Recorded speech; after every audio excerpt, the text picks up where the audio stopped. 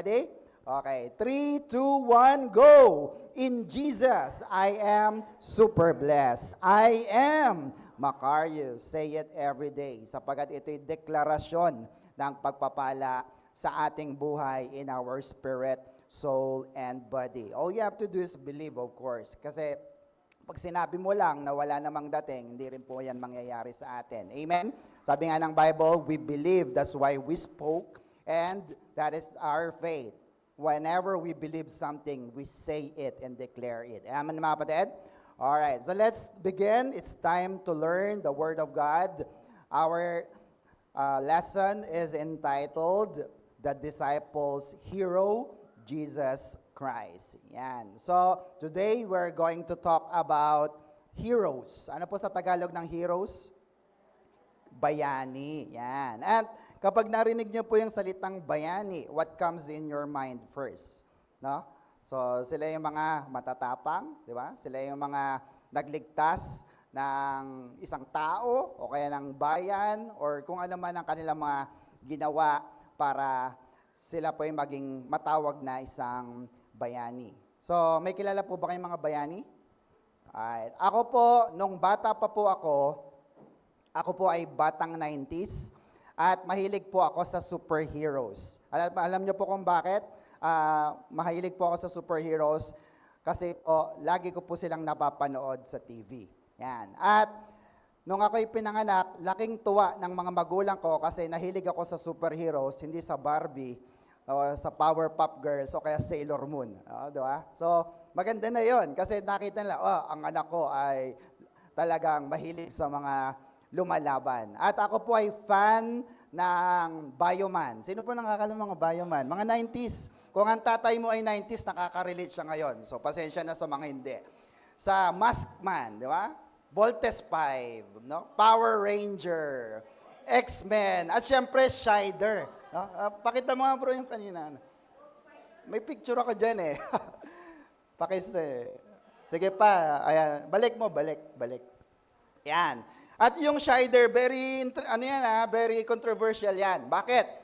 Kasi po, pag pinapanood namin yan, gusto namin talaga lagi dapat matalo yung kalaban. At alam nyo po ba, lately, nakikita ko na nga lang po sa mga posts, na-discover na ng mga batang 90s, paano talunin talaga yung kalaban. Paano?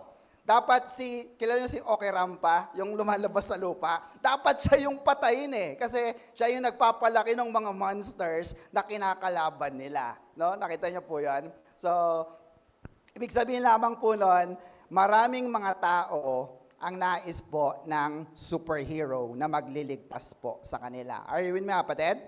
At dumating na nga po yung panahon na ako'y matanda na, kahit ngayong panahon na to, naglabasan naman po yung mga yung mga magaganda po na mga superheroes ng MCU. Ano po yung MCU? Marvel Comics Universe. Kagaya nila Captain America, di ba? Nila Spider-Man, ni Iron Man, at ng DC Comics. Siyempre, nandiyan si Superman, si Batman, and etc. At sabi po sa survey, yung mga pelikula po na yan, tumatabo ng mga limpak-limpak na mga pera. Bakit po kaya? Why? Next, because we all needed a hero. Amen na, kapatid? Ang isa pong tao, kagaya po natin, talagang meron tayong paghahanap o paghahangad na merong hero na magliligtas sa atin pag tayo ay nasa panganib o kaya tayo nasa bingit ng kamatayan. Amen mga kapatid? Gusto nyo ba may nagtatanggol sa inyo? Hello? Para wala nang aape, no? O kaya kung may kulang ka man, pera ba yan? Ching! Meron na kagad, di ba? Ayaw natin na tayo nasasaktan, kaya everyone needed a hero. Pero alam nyo po ba na kahit pala pagsamasamahin ang lahat ng mga kapangyarihan ng mga superheroes na kilala natin, walang panama. Sabi sa katabi, walang panama. Doon sa nasusulat sa Superbook, alam nyo po ba yung Superbook? It is the Bible. At ang superhero na nasa Superbook ay walang iba kundi ang ating Panginoong Jesus. Palakpakan nga po natin ang ating Diyos na buhay. And later, I will give you the details about that. So, yan. Next, sabi dyan, all powers of known superheroes combined. No? Pag samasamahin mo na, is what? No match for Jesus' power. No? Kahit sino pa yung kilala mo na yan, na napakahusay, napakagaling, pag sama-samahin mo na, hindi pa rin yan uubra sa ating Panginoong Yesus. Amen po ba mga kapatid? So, question para sa ating lahat. Who's your favorite superhero? No? Kayo, meron ba kayong mga favorite na superhero? Ako, si Pastor Gani, kilala niyo kung sino yung paboritong superhero, di ba? Nakikita niyo naman.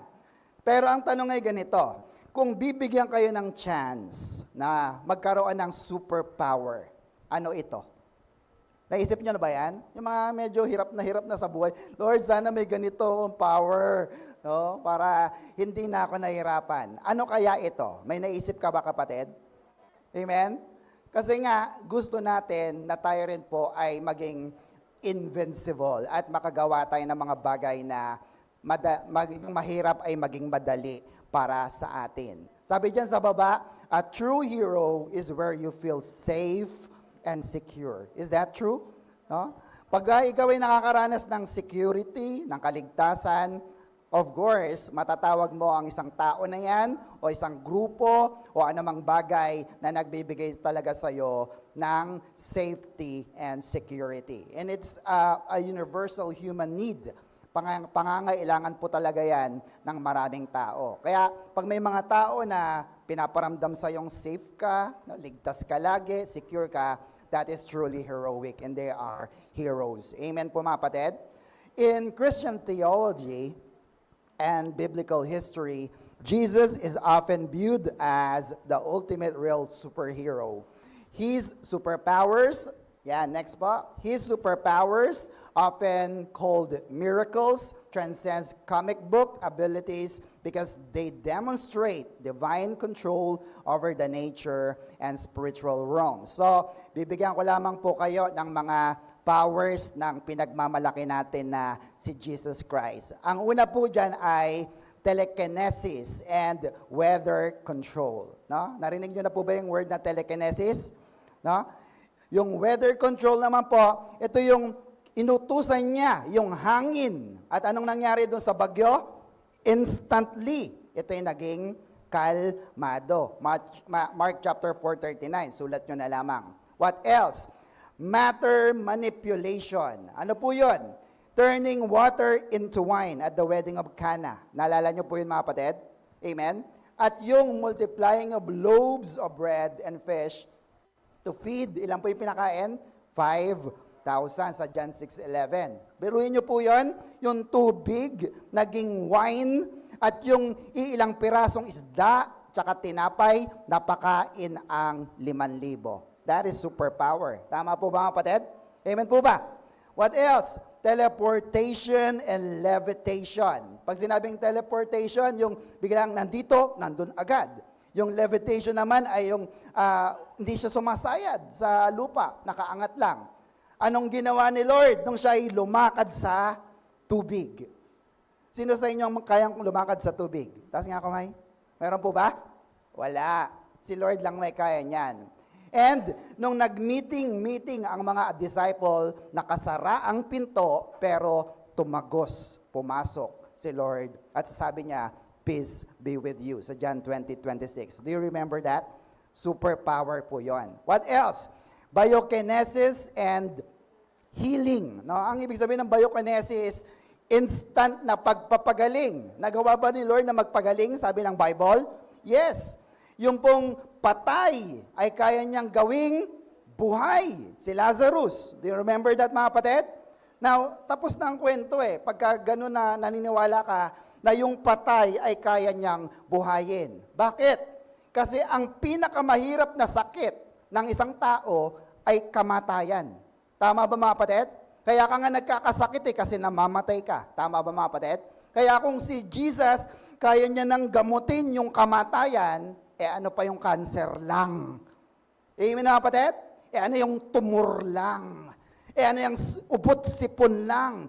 Kayang-kayang pagalingin yan ng ating Panginoong Kristo. Bakit? Kaya niyang buhayin ang isang patay. Palakpakan naman natin ang ating Panginoon.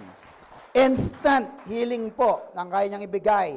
Curing blindness, leprosy, paralysis, and even chronic illnesses with just a touch Oh, hinawakan lang niya, magaling na. Or a word. Sinabi niya, magaling ka na, malinis ka na, pwede ka nang lumakad. At sila ay gumagaling agad. Do you want that power?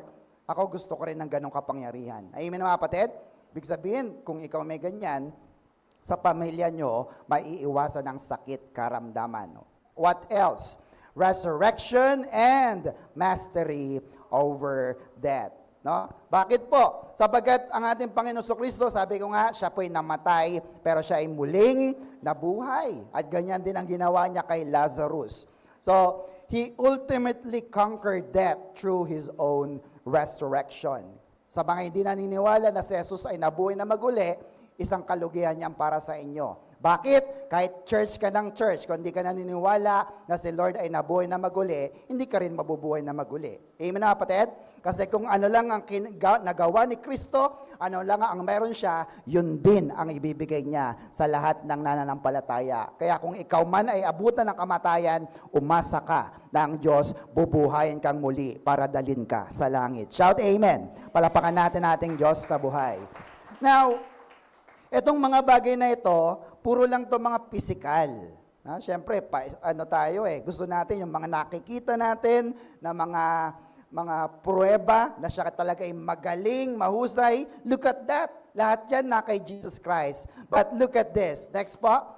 Beyond physical feats, His greatest superpower were what? Spiritual and emotional. The power to forgive sins. And the power of unconditional sacrificial love for humanity. Yan talaga ang specialty ni Lord Jesus. Ano po yun? Ang spiritual. Sabi nga natin, spiritual. Na mga bagay. Amen po mga kapatid? Bakit? Sapagat yung mga material na bagay na yan, kaya yang ibigay ng tao. Pero ang hindi kayang ibigay ng tao ay ang mga bagay na pang-spiritual. Diyos lang ang kayang magbigay niyan. Can you hear amen? Amen po ba?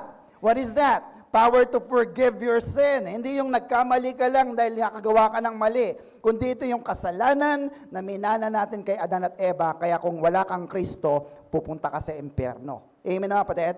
Amen po ba? What else? The agape, unconditional love. Superpower ba ang pagkakaroon ng agape love?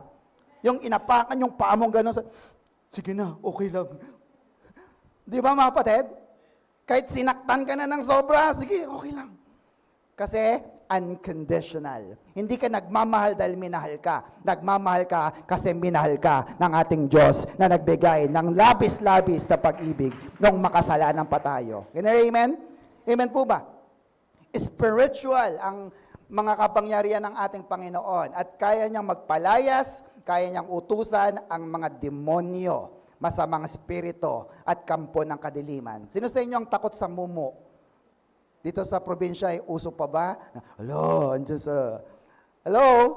Takot pa po ba kayo sa mga mumo? Yung mga patay na nagpapakita. Meron na ba? Di na, no? Pero kung meron man mga ganon, brothers and sisters, kaya mo yang palayasin. Sabi sa katabi, kaya mo yang palayasin. Kaya mo yang utusan. Bakit? Kasi may kapangyarihan na tayo. Amen mga kapatid? Ibinigay ito ng ating Panginoong Hesukristo. Pastor, talaga binigyan tayo ng kapangyarihan? Yes. Acts chapter 1 verse 8. Sabi diyan, but you will receive power when the Holy Spirit comes on you, and you will be my witnesses in Jerusalem, in all Judea and Samaria, and to the ends of the earth. No? Kailan ka nagkaroon ng superpower na yan? When the Holy Spirit comes on you. Amen po mga kapatid? Magkaiba po yung na-born again ka in your spirit, sapagkat baby ka pa lang noon. Siyempre, pag baby ba, may nagagawa na agad? Wala pa. Pero yung infilling of the Holy Spirit, punong-puno ka na ng banal na spirito, yung pawang hindi ka na nababaklas sa gawain at sa paglilingkod sa Panginoon, that is the superpower na binibigay ng Diyos sa atin. Amen mga kapatid? And that is when you receive the power of the Holy Spirit. Are you with me mga kapatid? Sabi pa ni Lord Jesus, Luke 10:19, sabi niya, Behold, I, sino yan? Jesus, have been given you what? Look at that. authority and power to trample upon serpents and scorpions, and physical and mental strength and ability over all the power of the enemy possesses. And look at that, nothing shall in any way harm you. No? Binigyan ka ng kapangyarihan na tapakan anumang makamandag na mga hayop, anumang gawa ng kaaway ng kalaban ng Satanas na Diablo, at walang makakapanakit sa iyo. Amen po mga kapatid? At kailan yan nangyari? Nung tinanggap mo na si Jesus at nasa iyo na ang banal na Espiritu. Kaya, siyempre, babala din sa mga tao na nagyayabang, meron na akong Jesus, may Holy Spirit na ako, nasaan yung may mga inaalin ng demonyo dyan? Aba, siya naman na naghamon at siya yung naghanap. Wag po. Sabi sa katabi, wag po. Bakit? Kasi, si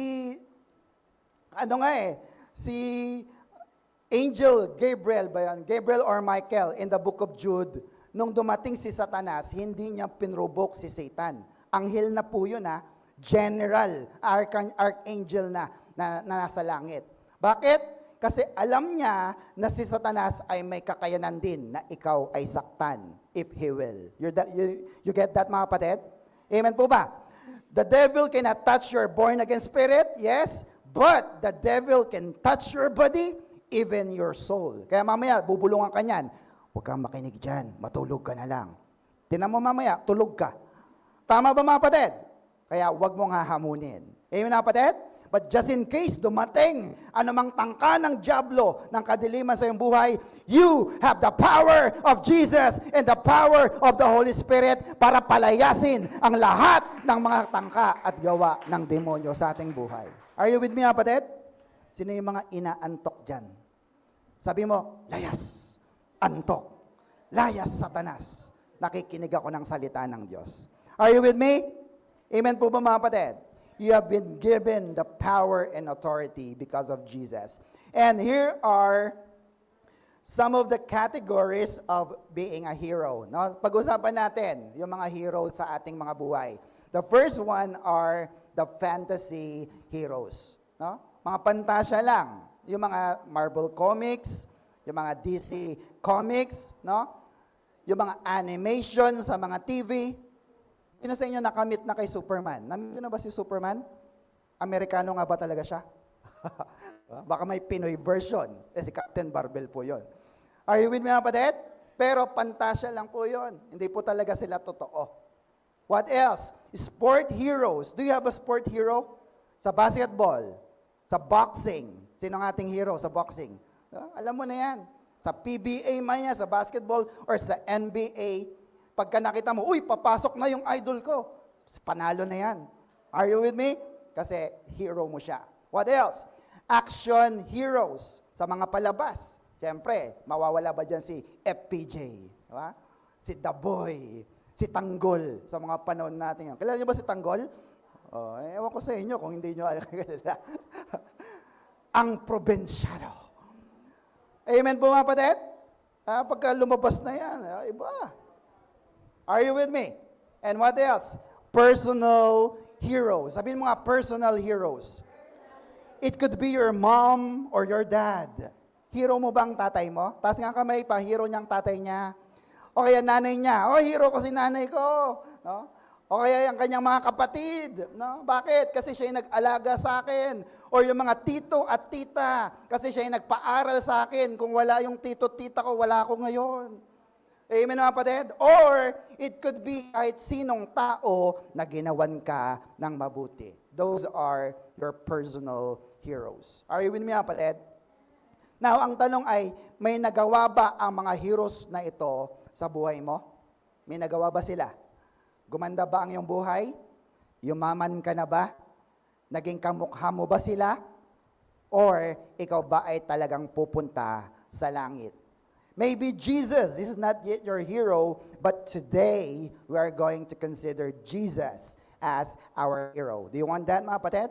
So try lang natin na tingnan, si Lord Jesus? O sige, total nasa church tayo, tingnan natin. Gagawin ko ba siyang hero o hindi sa aking buhay? Why? Because Christ supersedes our grandest thoughts and surpasses our best effort at description. He is a hero beyond of our ability to explain, and He has done a big thing for you and me. No? Marami siyang ginawa sa atin at mga malalaking bagay sa ating buhay, and that is personal. Hindi mo lang alam na merong isang Jesus na namatay sa krus ng Kalbaryo para ikaw at ako ay dalhin niya sa langit. Amen, kapatid? So let's talk about Jesus. Sabi po ng Galatians 1:15 to 18, babasahin lang po muna natin and later we'll dig into this verse. Let's read the preeminence or superiority of Jesus Christ. Verse 15, Colossians 1, Christ is the visible image of the invisible God. Amen? He existed before God made anything at all and is supreme, pinakamataas, over all creation. Next, 16, Christ is the one through whom God created everything in heaven and on earth. He made the things we can see and things we can't see. Kings, kingdoms, rulers, and authorities, everything had been created through Him and for Him. Sabayan niyo po ako. He existed before everything else began. And He holds all creation all together. 18, last verse. Christ is the head of the church, which is His body.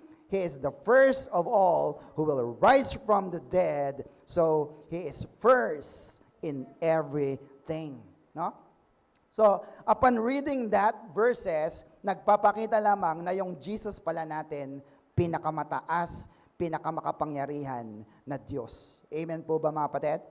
So, let's consider and look at the unique nature of our hero, Jesus Christ. Ba't sinabing unique? Sabi nga po natin, unique.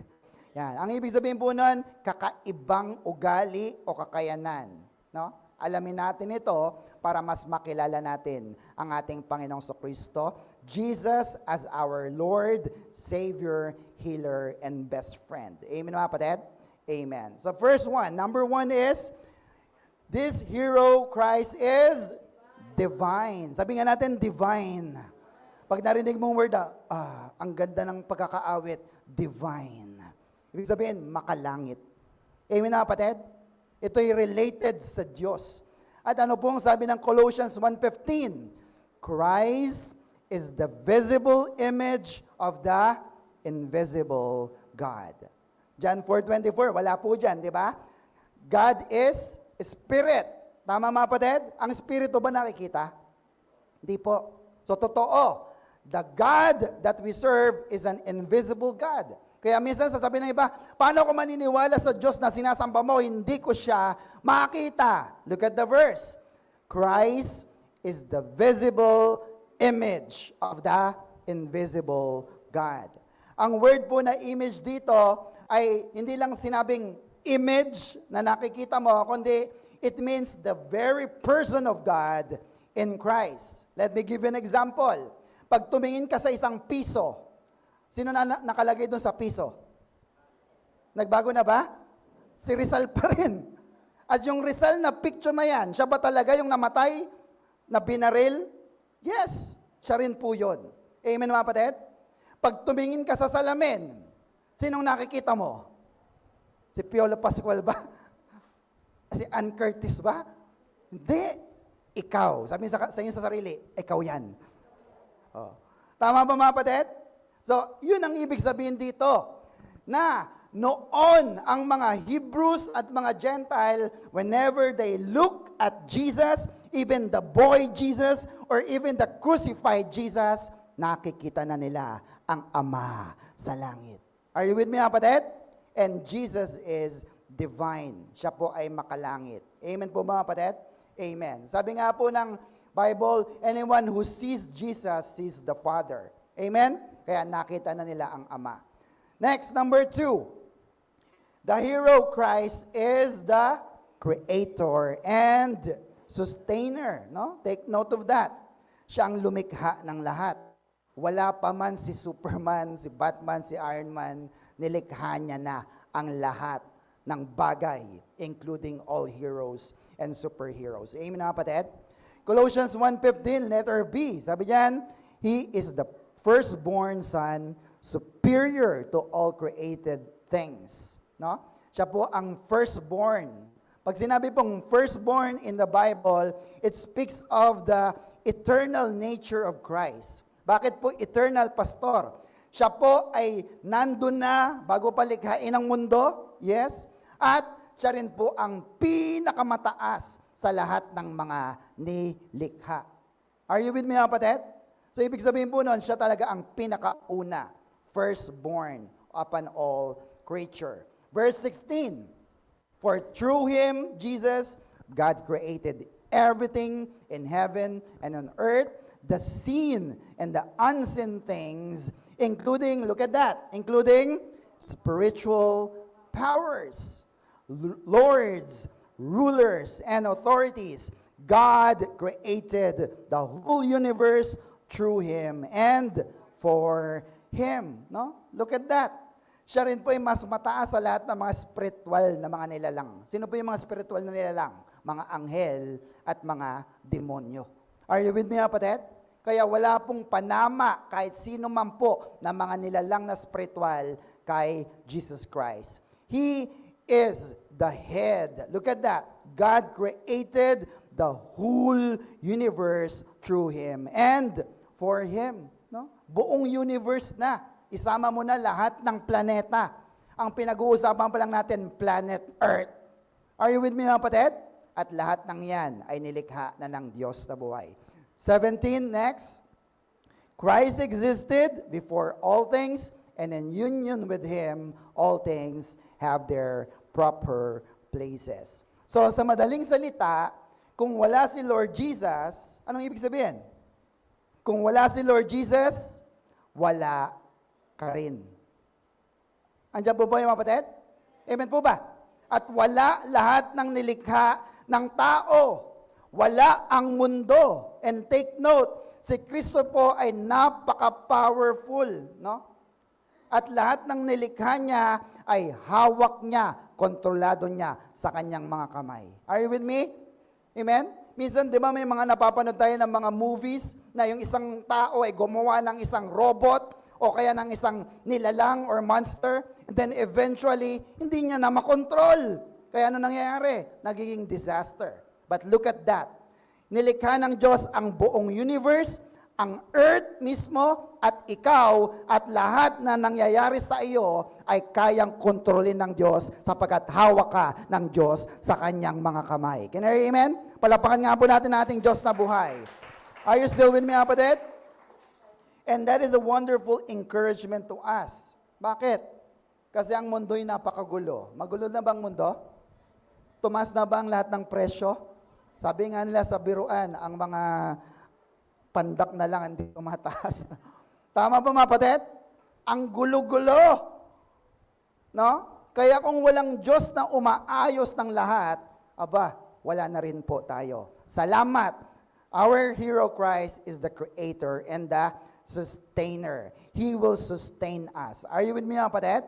Isaiah 46 verse 4, look at that. Even in the Old Testament, even to your old age and gray hairs, I am He.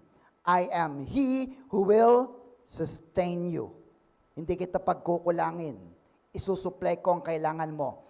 I will sustain you. I have made you and I will carry you. I will sustain you and I will rescue you. Look at the promise of God. Amen, mga kapatid? Kaya kung si Jesus talaga, ang Ama, ang iyong Diyos, alam mo, hindi ka magkukulang. Noon pa man, pinangako na niya. Are you with me, mga kapatid? Amen po ba? Psalms 55 verse 22, madaling tandaan. Cast your burdens on the Lord, and He will sustain you. He will never permit the righteous to be moved. No? Pag anak ka ng Diyos, hindi siya papayag na ikaw ay maghirap, ikaw ay masaktan, ikaw ay mawala. He will sustain you. Amen na kapatid? Amen po ba? Ever wonder yung Psalms 23? Diba? Yung usa, deer, ay hindi po nauuhaw. Bakit? Kasi ba yung tubig ng ilog ay pumupunta sa usa? Tumatalsik ba ka na? Oo, usa. Yan na yung tubig. Ganun po ba nangyayari mga kapatid? Hindi po. Anong ginawa ng usa? Siya ang lumalapit sa ilog. The living stream of water. Amen po mga kapatid?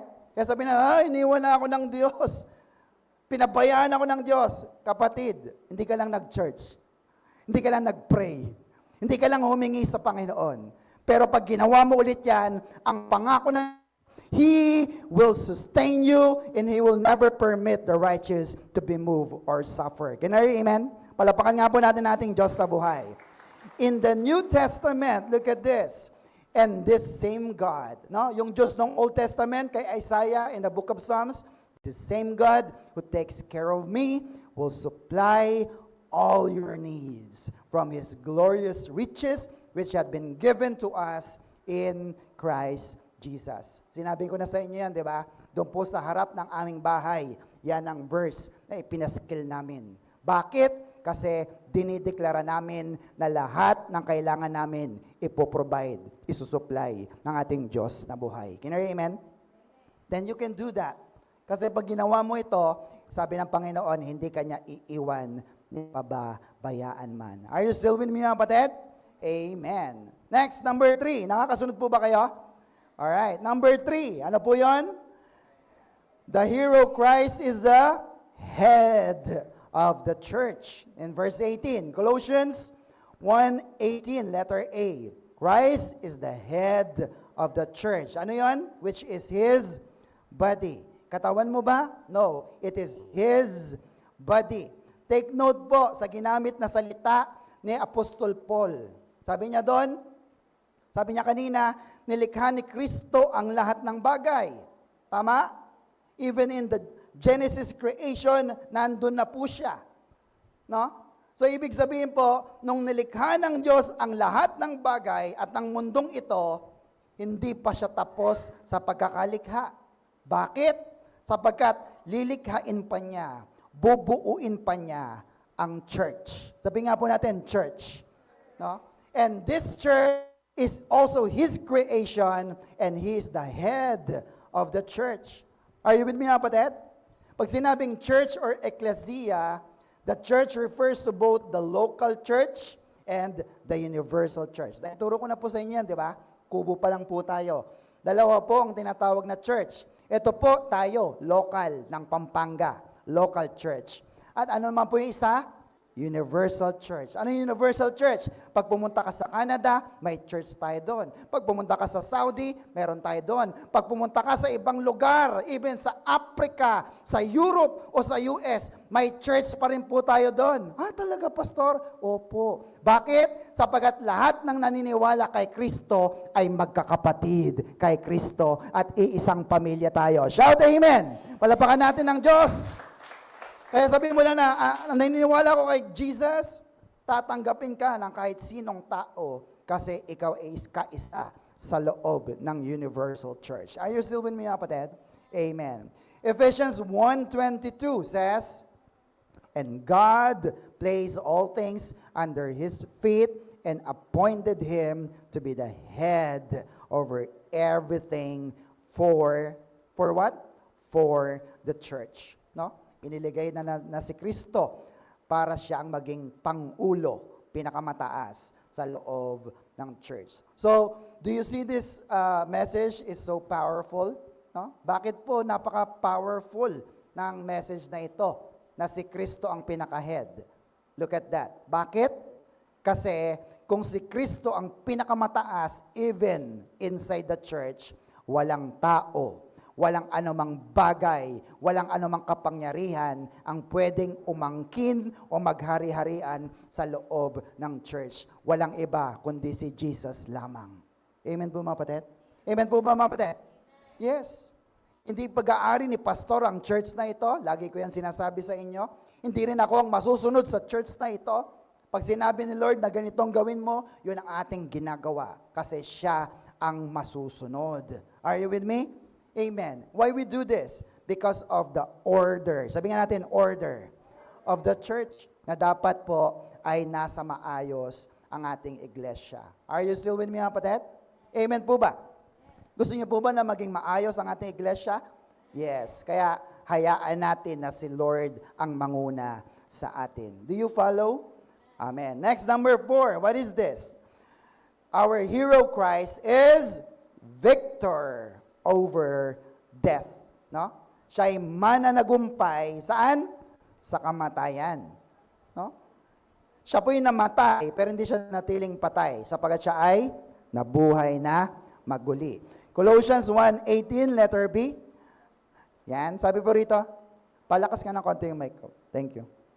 He is the first of all who will raise from the dead. So, He is first in everything. Look at the underlined word. Yeah? Colossians 1:18b, He is the first of all who will rise from the dead. Si Lord Jesus lamang po ang kauna-unahang nabuhay na nagkaroon ng immortal na pangangatawan. Yes, may mga nakita tayo in the Old Testament, even in the New Testament na nabuhay, pero sila'y nabuhay lang, ang katawan nila, tao pa rin. But look at that.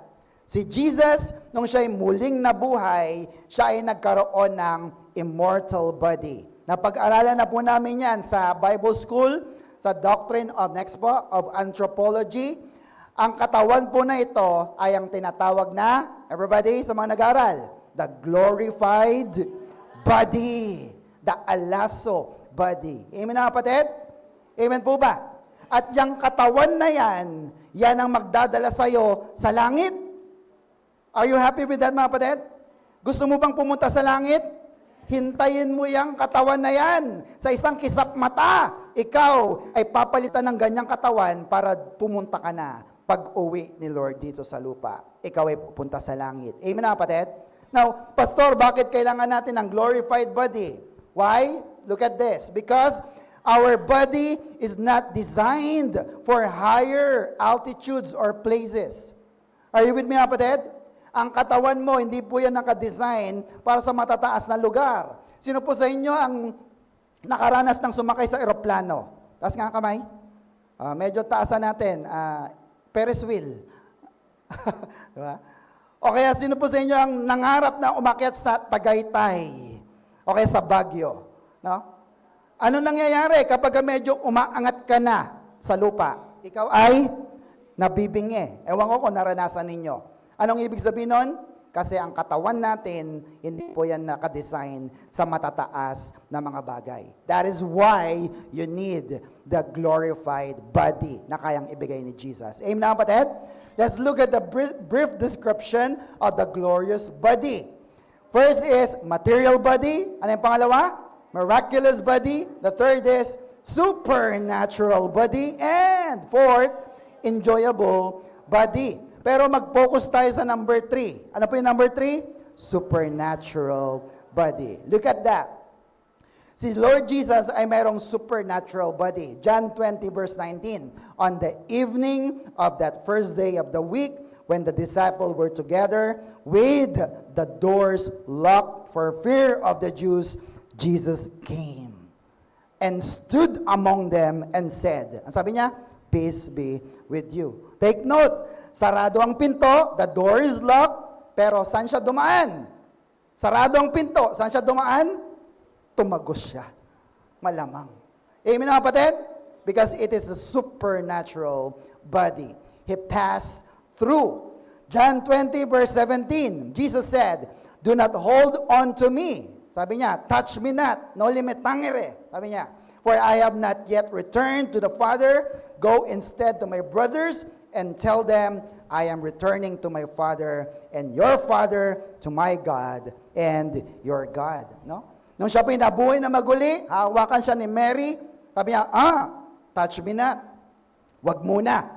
Aakyat muna ako sa langit, tapos babalik ulit ako. Amen na kapatid? Sabihin mo na lang sa mga alagad ko na buhay ako. Now, let's look at what happened. Sabi niya, uuwi siya sa langit at babalik din siya.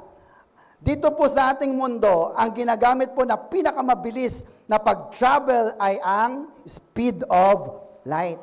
No? Hindi ko na po i-detalye yan. Pag sinabing speed of light, mas mabilis po ang liwanag kesa sa tunog. Example, sa kwitis, anong nauna? Pag nagpalipad ka ng kwitis, ilaw muna ba o putok? Ilaw muna. Tama ba? Baka maling kwitis yung pinapasabog nyo. Amen? Pag uulan, anong nauuna? Kulog o kidlat? Kidlat muna. Tapos, tsaka siya kukulog. Ibig sabihin, mas mabilis ang speed of light. Now, to help us visualize how fast light is, salamat sa internet kay Google. Look at this. Around the earth, sa isang segundo, ang isang speed of light po, buong mundo po yan 7.5 times kaya niyang ikutin ang buong mundo. Ganon kabilis. Ang laki ng mundo, di ba?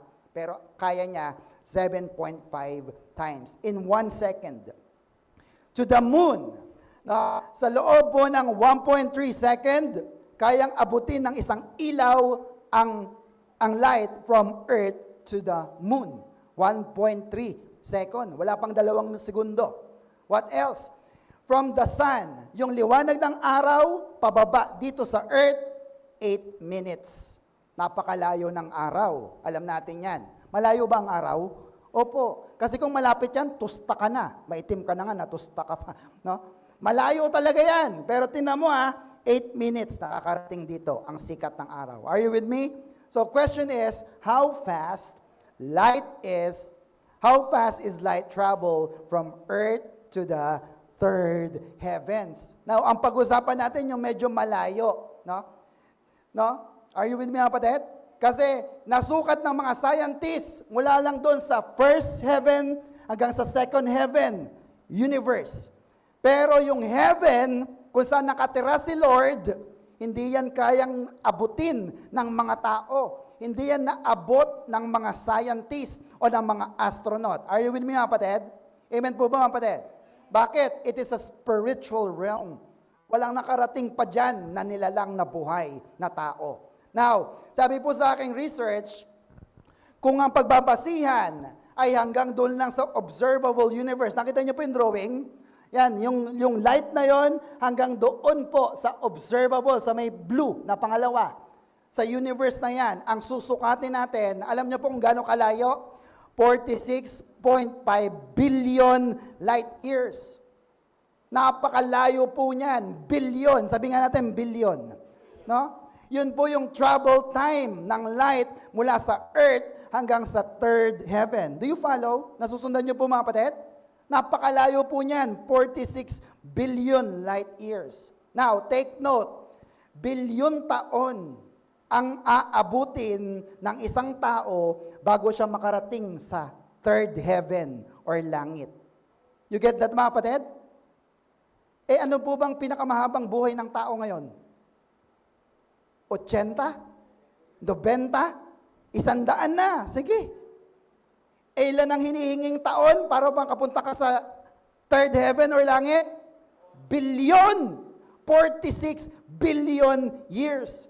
At kung tama ang siyensya, brothers and sisters, kahit pagsama-samain pa natin ang buhay natin dito sa Pilipinas, hindi pa rin aabot ang isang tao papunta sa langit dahil lang sa effort ng tao. Salamat na lamang, binigyan tayo ng glorified body. Ikaw at ako ay pwede nang pumunta sa langit sa isang kisap mata. You get that, mga kapatid? Sabi natin, thank you, Jesus. No? Napakamahal ng biyaheng langit. Buti na lang, salamat.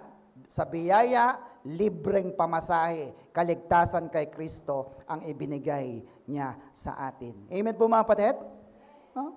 Yung mga superheroes natin, hanggang dyan lang yan sa second heaven, sa universe na yan. Hindi sila nakakarating doon sa third heaven. Kaya kung nakakapanood kayo ng mga Marvel, di ba, nung dumating sila Thanos, tsaka yung mga alagad niya, ang baba ng tingin niya sa mga tao. Earthlings, ginagawa sila, be happy, Earthlings, you die with the hand of Thanos. No, gumaganon pa no? Kasi ang lilit ng tingin nila sa tao.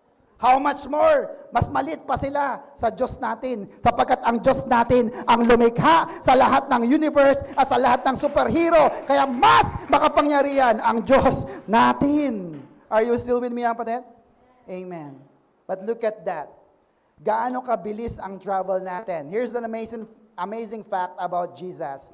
Jesus traveled in a mere day of time. Within the day. Sabi ni Lord, huwag mo muna akong hawakan, uwi lang ako sa langit, babalik din ako. And it's true. In John 20, sa verse 1, siya po ay nabuhay na maguli. In verse 17, siya po ay umuwi sa third heaven, sa langit. And in verse 19, ano nangyari? Nagpakita na siya agad sa mga alagad. Anong ibig sabihin? Isang araw lang. Sabi sa katabi, isang araw lang. Nakabalik agad si Lord mula sa langit. Anong ibig sabihin nun?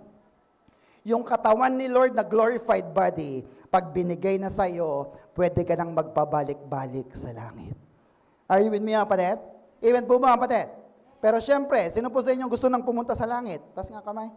Wala pa naman, no? Pero gusto nyo bang makarating sa langit? Gusto nyo po ba? Look at this. Next. Although third heaven is way too far, many interpretations hold that it can be experienced instantly. Through what? Prayer, communion with God, or upon death. Ayaw namin yung dulo, pastor. Magpe-pray na lang muna kami. Lalapit kami sa Diyos para lalo kaming mapalapit sa Hari na mga hari, Diyos ng mga Diyos, Panginoon na nagbigay sa atin ng buhay na walang hanggan. Shout amen. Amen mga kapatid? So may access ka na sa langit. Are you happy with that? Thank you, Lord. Niligtas mo kami. Ikaw na talaga ang superhero ko. Are you still with me, kapatid? Amen. Are you still learning so far? Amen. No? Sabi po ng 2 Corinthians 5:8, we are confident, I say, and would prefer to be away from the body and at home with the Lord. Ganong kabilis. Absent in the body. Halimbawa ako ngayon, namatay ako. Away from the body, present with the Lord. Ganon kabilis. Sabihin sa katabi, ganon kabilis. Amen mga kapatid? Amen po ba? May gagawin pa ba para makapunta ka doon sa third heaven? Sabi diyan sa baba, Luke 23:43, truly I tell you, today, ngayon, hindi bukas, hindi mamaya, hindi next week, today, you will be with me in paradise. Amen mga kapatid? Kaya salamat sapagkat si Kristo ay nasa ating mga buhay. Are you still with me mga kapatid? Amen. Jesus defeated death, and because He rose from the dead, He can offer life to those who are dead. At dahil dito, wala kang dapat katakutan sa iyong buhay. Bakit? Kasi binigyan ka na ng Panginoon ng buhay na walang wakas. Hindi na tayo natatakot sa kamatayan kahit dumating man ito kasi sigurado ikaw na ay pupunta sa piling ng Diyos Ama sa langit. Shout amen. Palapakan natin ang ating Diyos na buhay. Are you still with me? Amen? Andito pa po ba kayo? Amen. And finally, hallelujah. Number 5, the hero Christ, look at that, save the whole world. Yung mga kilala natin na mga superhero, si Batman, Gotham City lang ang kaya niyan. Si Superman, sa Metropolis lang. Sabi natin, buong Amerika na. Sige. Pero tingnan mo, yung Jesus na iyong superhero, He saved the whole world.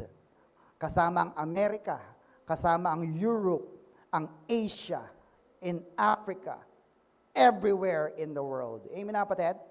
Why? Because His death gives us life. Amen na kapatid? Yung kamatayan niya, yun ang nagbigay sa atin ng buhay, kaligtasan. So, sa lahat ng mga superhero sa buhay natin, ang tanong ko lang ay ito. Tingin po kayo sa akin lahat. Yung mga heroes na kinikilala nyo ngayon, na hindi nyo kayang ipagpalit kay Jesus, kaya ba niya kayong dalin sa langit? Yung hero mo na yan, kaya ba niya? Eh kung kaya kanyang dalhin sa langit, yung pamilya mo, kasama rin ba? Baka ikaw lang. Eh ikaw lang masaya. Amen mga kapatid? There's a good news. Hindi lang ikaw, kundi ang buong pamilya mo, kayang iligtas ng superhero na kilala ko dito sa Superbook. Amen mga kapatid? And who is he? Acts chapter 4 verse 12. Malapit na po tayo. Jesus. Everybody, read with me. Jesus is the only one who can save people. His name is the only power in the world that had been given to what? Given to save people. We must be saved through Him. Madiin na sinabi sa New Century Version, the only name of Jesus is the only power na kaya magligtas ng tao. Kasama ka dyan. Amen mga kapatid? Amen po ba? May kilala ka ba bang pwede kang maligtas? Wala na. Si Jesus lang. Sabi sa katabi, si Jesus lang. Sabi sa iyong sarili, si Jesus lang. Thank you, Jesus. Amen mga kapatid? Acts 16:31. They answered, believe in the Lord Jesus. Look at that. And you will be saved. Sino yung maliligtas? You and your family. You want that mga kapatid? Gusto mo ba na maligtas din ang pamilya mo? Yung nanay mo, yung tatay mo, yung mga kapatid mo ay sasama rin sa langit? What do you do? Believe. Sabi mo nga, believe. Lord, naniniwala ako, darating ang araw, hindi ako mapapagod na mag-pray sa mga mahal ko sa buhay, sa lahat ng tao na nandito sa San Luis, at barang araw darating ito na sila rin ay maliligtas kasama ang aking buong pamilya. Shout Amen! Amen po mga kapatid? Salamat. Why? Because again, next, we all needed a hero. We need someone to protect us, rescue us, and our families as well from danger and death. Tama mga kapatid? Na minsan, Lord, saan kami kakain? Wala pa kaming pangkain. Mamamatay na kami sa gutom. No? Mga dilema ng mga nanay. Lord, wala pasukan na naman. Wala pang pang-tuition yung kolehiyo ko. Amen mga kapatid? Amen po ba? Brothers and sisters, everyone needed a hero. And let me introduce to you the hero na hindi ka iiwan, hindi ka pababayaan. He is none other than our Jesus Christ. Shout Amen! Palapakan natin ating Diyos na buhay. Now, hearing all that Jesus has done, anyone would wonder, why did Jesus do all this for you and for me? No? For you and for me. Bakit ginawa ni Lord ito sa atin lahat? Bakit? Are you interested to know? Last verse, John 3:16. Everybody? For God so loved the world that He gave His only Son, that whoever believes in Him should not perish, but have eternal life. Pastor, kabisado na namin yung verse na yan eh. Sunday school pa lang, pinakabisado na sa amin yan nila Teacher Mary at Teacher Joy. Now, baguhin natin ng medyo maganda-ganda ang verse na ito. Nakita niyo po yung salitang world. Amen. Sabihin natin world. Palitan mo yung salitang world ng pangalan mo at basahin natin ulit. Amen na kapatid? So let's do that. 1, 2, 3, go. For God so loved Gani that He gave His only Son, that whoever believes in Him should not perish, but have eternal life. Amen na kapatid? Bakit ginawa ng Diyos na iligtas ka at ang iyong pamilya? Kapatid, kaibigan, Jesus came into the world to save you because He loved you so much. Shout Amen. Palapakan natin ating Diyos na buhay. God sent His Son Jesus on a rescue mission from heaven just for you. That's incredible love, and that's incredible hero. Amen mga kapatid? May natutunan po ba kayo? Amen. So, ano po ang ating Macarius Challenge for today? Napakadali. Everybody, make Jesus your hero today. Isa pa nga po malakas? Make Jesus your hero today. Bakit? He can save you, and He can save your family. Amen mga kapatid? He can give you life, not just life, eternal life. So tayo pong lahat ay tumayo. Hallelujah. Tayo po yung manalangin sa Panginoon. Ama naming Diyos na makapangyarihan, maraming salamat po, Ama, sapagkat tunay po na ang araw na ito ay araw ng pagliligtas para sa iyong mga anak. Lord, we are so thankful na kayo nga po ay bumaba mula sa kalangitan at niyakap ang aming mga karumihan, O Diyos. Though we are undeserving, pero Lord, salamat po. Sapagkat kung maliit man ang tingin sa amin ng ibang tao, ikaw, sobrang mahal mo kami, Panginoon. We thank you for that. That is why, Lord, today, we make a decision to make you our hero. Today, ikaw na, Panginoon, ang pinakamagaling, pinakamahusay na tagapagligtas ng aking buhay. Lord, sometimes nararanasan namin na minsan nagkukulang kami, minsan nasasaktan pa rin kami, minsan, Lord, ay hindi na namin alam ang gagawin namin. But it's not your fault, Lord. It is ours. Kasi hindi kami lumalapit at tumatawag sa iyo. Forgive us, Lord. Lord, kung may superpower man na nais namin magkaroon, ito ay ang laging maalala ang iyong mga salita. Sapagat ang mga tao ay madaling makalimot sa iyong mga magagandang ginawa sa amin, Panginoon. Lord, remind us always na patuloy naming alalahanin ang iyong mga pangako, hindi mo kami iiwan, hindi mo kami pababayaan. And if we cast our burdens to you, you cares for us, Lord. And that is true.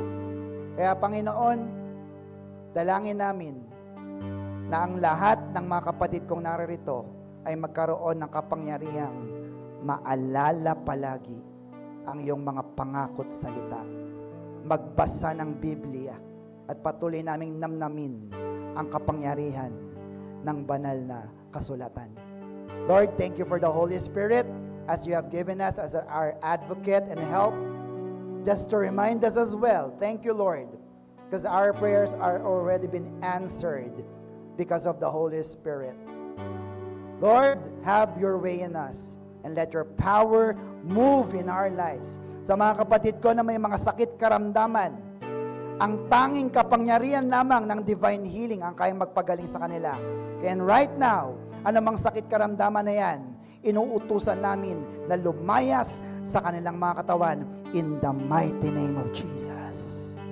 Receive your healing, kapatid, in the mighty name of Jesus.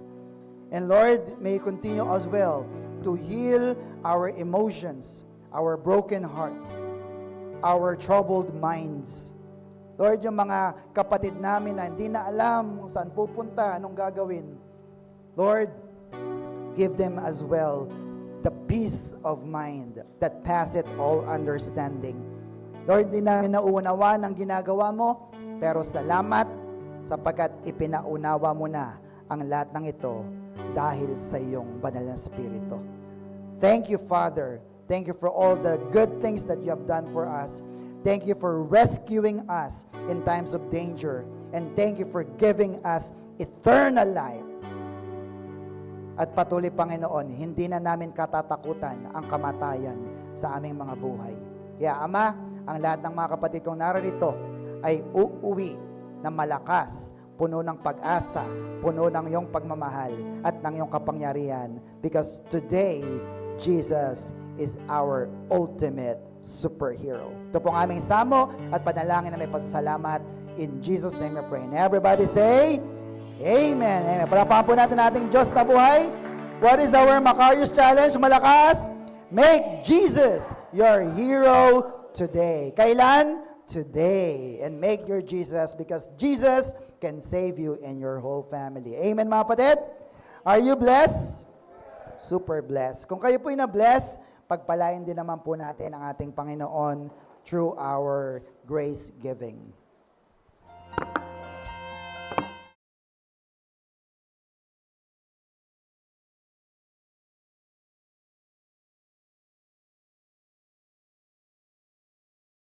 Good day, brothers and sisters! May natutunan po ba tayo sa ating lesson? If yes, ilagay sa comment section. At kung nagustuhan mo ang video na ito, you can find more like this in our YouTube channel, The Master Teacher BS. You can like, share, and subscribe. See you on our next videos. Stay super blessed and stay Macarius. Bye!